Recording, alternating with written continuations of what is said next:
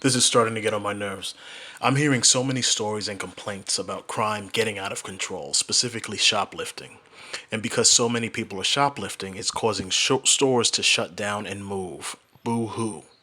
These kinds of smash and grab crimes have become all too common, forcing a growing number of retailers to try to combat the thefts. This morning, one of them, Target, is taking drastic action to reduce retail crime. The company announcing it'll shut down 9 stores by the end of October, 3 in both San Francisco and Portland, 2 in Seattle, and 1 in New York City. The company blaming the closures on theft and organized retail crime.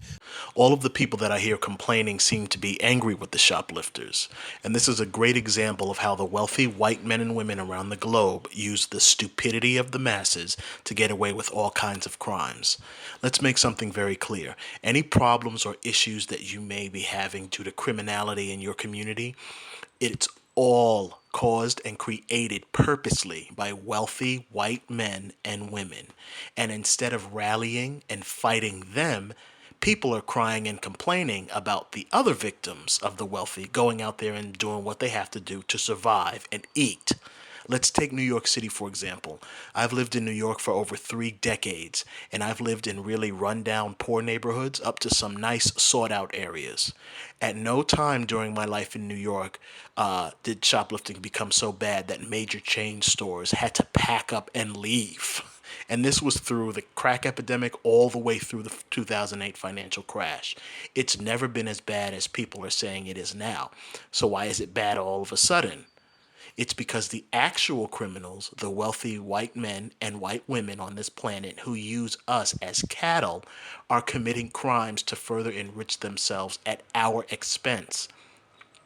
They then pay their propaganda mills, the news outlets, to skew the story and make you scared of your neighbors instead of them.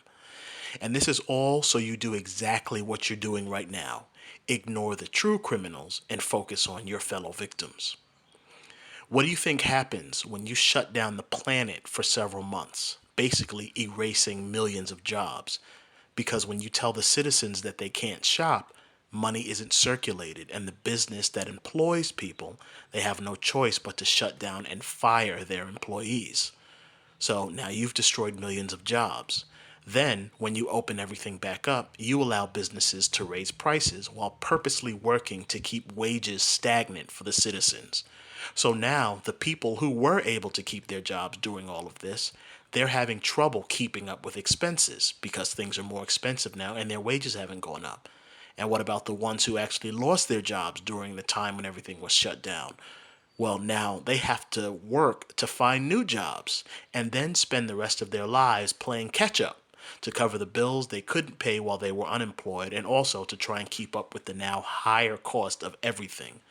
On top of all that, instead of using their tax dollars to offer real assistance, you funnel that money out of the country and into the pockets of other wealthy men and women who own the contracting firms that build the weapons being used right now to murder babies, or the pharmaceutical companies and the banks. And the cherry on top is the fact that you also flood these people's communities with other poor migrants who also have no real way of supporting themselves. All of this stuff was done so that the wealthy could have excuses to rob you. They know that war is very profitable, so they purposely come up with reasons to go to war so that they can take your money. And that leads to the murder of hundreds of thousands of innocent people. Murder. They know that drug dealing is very lucrative, so they come up with campaigns to convince you that you need drugs so that they can funnel your money into the pockets of the wealthy men and women who run these pharmaceutical companies, trapping poor people into slave loans that will ensure the people are indebted to a bank for decades while they pay off their criminal interest rates is one of the wealthy's oldest games. So they purposely create hardship so that the citizens will be forced to take out loans just to live. This extracts money that could be used to better the lives of people around the globe, and it funnels it into the pockets of a handful of the wealthy who engineered all of this. It's these crimes that are literally devastating people around the globe.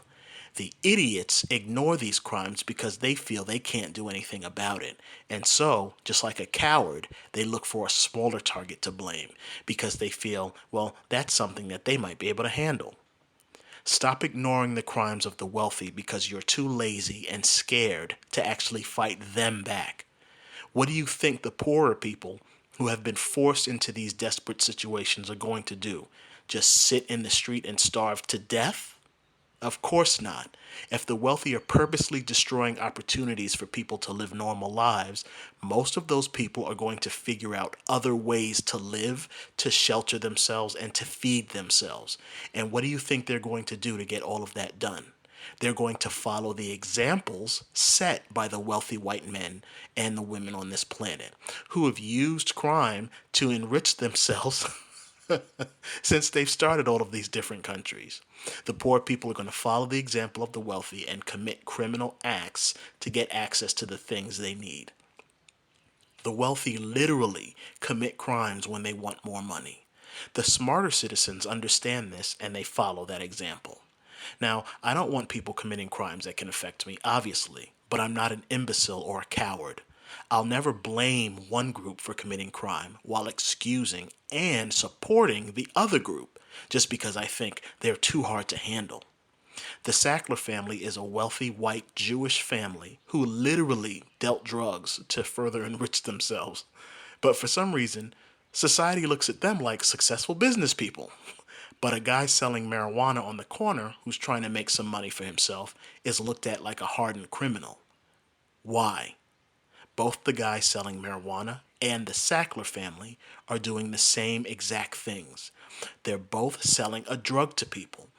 The only difference is that the Sackler family purposely lied to their consumers and sold a product that they knew would destroy lives, families, and entire communities.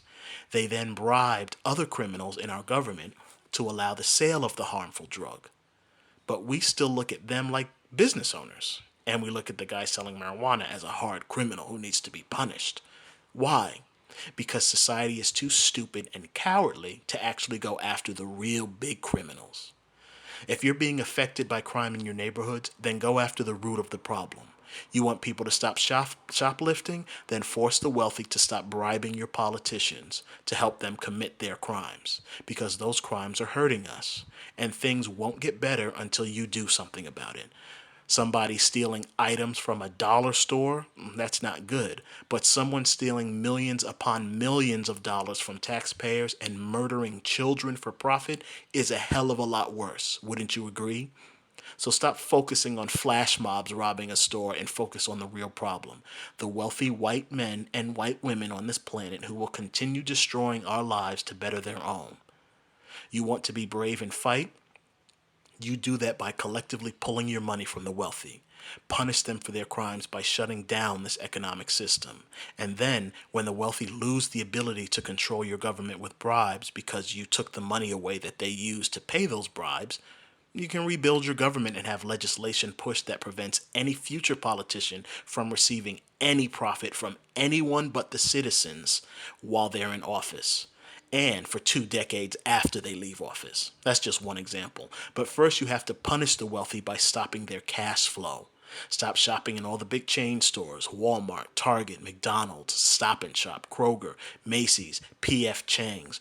All of the big chain stores that you see all around the country, stop going into those stores. Pull your money and get their attention. Tell your family and friends to do the same thing. Share this concept online. Start talking about this so that it becomes viral and starts a chain reaction. You want the wealthy to stop taking the money you pay in taxes and giving it to the wealthy in places like Israel? You have to hurt the people who are bribing them and telling them to do it.